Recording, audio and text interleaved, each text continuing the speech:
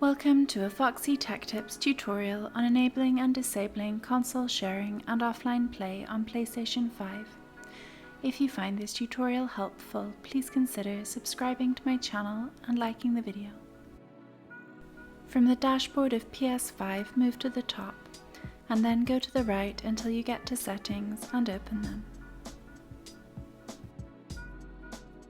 In Settings, open Users and Accounts.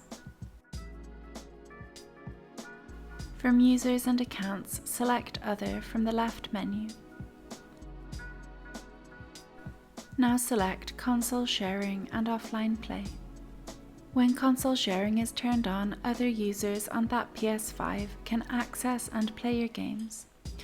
You can only have one PS5 with console sharing enabled at a time.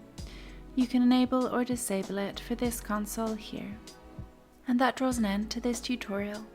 Please like the video if you found it helpful and subscribe to Foxy Tech Tips for more PS5 tips and tricks.